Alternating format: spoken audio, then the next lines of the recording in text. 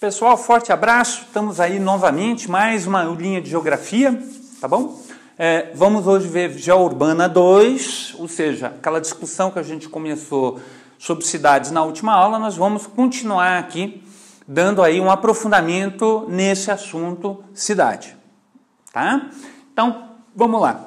Gente, eu na última aula tinha mostrado para vocês as formas ali de crescimento, né, horizontal e vertical da cidade. A gente viu que a cidade, ela, à medida que o fenômeno da conurbação e da verticalização, ela começa a aumentar, a se agigantar de certa forma em termos de construção de uma malha urbana. À medida que isso acontece, a cidade ela vai desenvolvendo várias atividades no seu interior, que nós chamamos de função urbana. Tá? Você pode ter cidades que têm uma única função urbana. É o caso, por exemplo, de Paraty, lá no Rio de Janeiro, uma cidade turística. É o caso aqui da centenária e gloriosa Lapa, do nosso querido Luciano, que também é uma cidade eminentemente turística. E você pode ter cidades que têm uma função só, que não seja só turismo. Por exemplo, Vassouras, lá em Minas Gerais, é uma cidade universitária, tá bom? Paranaguá, aqui, é uma cidade portuária. Mas a tendência é que, à medida que a cidade vai crescendo, ela vai, na verdade, acoplando uma série de funções. Essas funções, quanto mais diversificadas, vão exercer uma influência sobre o território, certo? Então, por exemplo, Curitiba é uma cidade multifuncional. Ela é capital do estado, ela é uma cidade universitária, ela é uma cidade que tem indústrias, uma cidade importante também em termos de entroncamento rodoviário, por aqui passa tudo que vai para o norte do país, como também no sentido contrário. Então, à medida que a cidade vai diversificando suas funções, ela também passa a ter uma influência espacial maior. Então, Curitiba é uma cidade que não influencia só aqui o estado do Paraná, mas também o norte catarinense, por exemplo. Tá? E dependendo da proporção, da diversificação de atividades, essa influência pode se estender em termos de nação inteira. É o caso de São Paulo, é o caso do Rio de Janeiro e também de Brasília. Tá?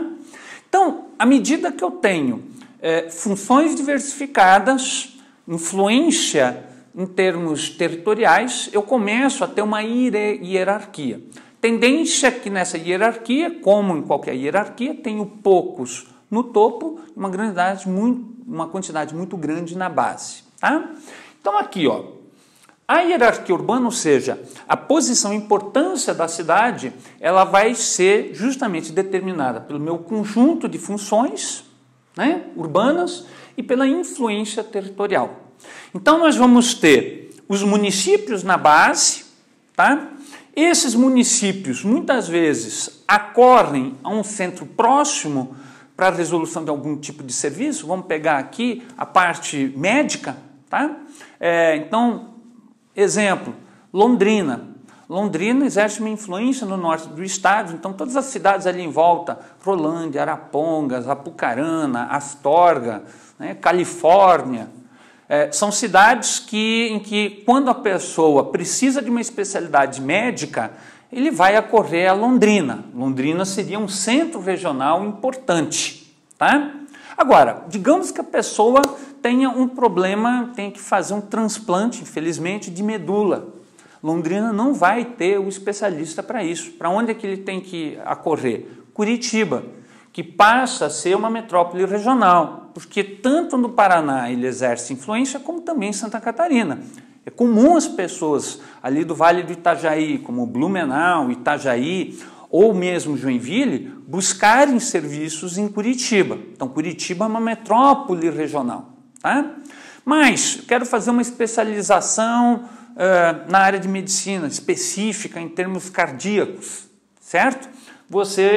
Geralmente as pessoas em Curitiba vão procurar uma metrópole maior, que vai ser São Paulo, referência nacional e mundial, né? Então, o famoso Albert Einstein, por exemplo, faz formação específica para médicos nessas áreas, né? Cardíaca e pulmonar, né? É referência para o Brasil e para o mundo nesse sentido. Então você vê aqui, ó, nessa questão de saúde, como a gente tem né, uma influência, a gente tem uma variação, tá, da posição de cada uma dessas cidades, formando uma hierarquia. Tá? Bem, quando a gente fala de hierarquia urbana, é bom lembrar da chamada cidade global. Nem sempre uma metrópole nacional, como São Paulo, é uma cidade global. São coisas distintas. A cidade global, ela se caracteriza por exercer uma forte influência no sistema de circulação de capital e conhecimento em termos mundiais, ou seja, é uma cidade inserida na globalização, no sistema global, né, da economia global, certo? E por isso, independe do tamanho. Então, uma cidade como São Paulo, ela é uma cidade global, ela é uma metrópole global? Sim, ela é uma metrópole global por sua importância aqui na América do Sul e no Brasil, que é a oitava economia do mundo. Mas Zurique, por exemplo, é uma cidade muito menor que São Paulo. São Paulo tem 10 milhões de habitantes, região metropolitana quase 20. Zurique é uma cidade de 500 mil habitantes, ou seja, mais ou menos o tamanho de Maringá. É uma cidade global? É, porque ela possui a sede de importantes bancos do sistema financeiro internacional. Então, ela está atrelada a esse sistema econômico internacional. Vou pegar um outro exemplo, Frankfurt, cidade na Alemanha, cidade de 600 mil habitantes. É importante no sistema global? Claro que sim. É lá a sede do Banco Europeu, do Deutsche Bank também. Ou seja, tanto as finanças alemãs como do bloco europeu estão concentradas nessa cidade. Então, é uma cidade global. Tá? Então, a cidade global independe do tamanho e ela tem geralmente um importante centro financeiro. Tá?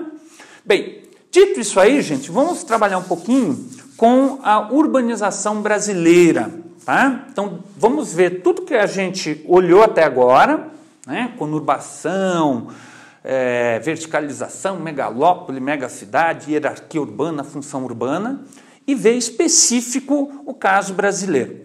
Vou ser sincero com vocês, na apostila está um pouco reduzido isso aqui, seria interessante complementar com outras leituras, tá? Mas eu vou destacar aqui 4 importantes características da urbanização brasileira, tá bom? Então vamos lá. Primeiro que é bom vocês aí sempre guardarem, a urbanização brasileira esteve atrelada à industrialização. Epsilon, mas sempre vai ser, não é? Não. Você tem, por exemplo, hoje o caso de países africanos, em que você tem um processo de crescimento das cidades que não está atrelado à industrialização. É o caso de Angola. Né? São vários outros fatores. Uma guerra civil longa, oportunidades de trabalho, é um centro, né, importante de entrada e de saída de mercadorias no país, enfim, e capital federal. Tá? Então, ela tem ali condições econômicas que fazem com que o povo do interior venha justamente residir em Luanda. Mas, necessariamente, eu não tenho indústria lá em Luanda, em Angola. A industrialização angolana é muito pequena, certo? No caso do Brasil, não. A nossa urbanização se deu a partir da industrialização, uma industrialização tardia, e por isso que a nossa urbanização ela vai ganhar força mesmo ali no final dos anos 50, 60 e 70, quando nós temos os grandes fluxos de pessoas do interior para as cidades brasileiras. Tá? Como ela se deu de forma rápida, né? Então, ela está acoplada à industrialização, então a indústria na cidade atrai gente do campo para vir morar, se fixar na cidade, certo? Ela vai se dar de uma forma muito rápida, isso é questão aí de praticamente uma geração, e você tem aí grandes centros urbanos se formando. Então, ela se dá de maneira muito rápida, e por conta dessa velocidade, ela vai criar grandes periferias, onde eu tenho cortiços, onde eu tenho favelas, onde eu tenho aquela cidade informal que eu comentei com vocês na aula anterior, certo? Ela se forma porque não houve um planejamento nesse deslocamento e de forma atabalhoada a cidade vai tentar improvisar os equipamentos necessários para esse contingente pobre de pessoas que chegam. Então, formação de grandes periferias nas cidades brasileiras. Outra coisa, diante dessa velocidade, a gente sabe que a infraestrutura urbana brasileira ela é precária. Tirando as cidades do anel central, tirando aquelas áreas de classe média alta, a gente sabe que a infraestrutura nas periferias ela é precária, né? Então, não tem tratamento de esgoto, a água potável, em alguns casos, não chega para todo mundo, transporte, recolhimento de lixo, tudo isso é extremamente difícil, né, nessas grandes áreas periféricas. Então, a gente tem um problema sério de infraestrutura que precisa ser resolvida. Às vezes, inclusive, com remoção, né, de uma população para outras áreas, justamente porque em alguns lugares se fixaram em áreas de risco. Então, para inundação, para desabamento, certo? E outras situações aí difíceis. Bem, também tenho, por último aqui, duas tendências. Uma de metropolização. Então, no Brasil, nós tivemos um processo em que as cidades cresceram de forma muito rápida e formaram metrópoles. Então, a maior parte da população urbana brasileira está em grandes regiões metropolitanas. São Paulo, Rio, Belo Horizonte, Curitiba, Fortaleza, Salvador, Belém, certo? Então, nesses grandes complexos aí com mais de 1 milhão de habitantes, onde se formam regiões metropolitanas, o que não é bom, porque daí nós não temos hierarquia urbana e não temos essa relação que eu mencionei anteriormente, tá? De forma aí equilibrada. E a macrocefalia urbana.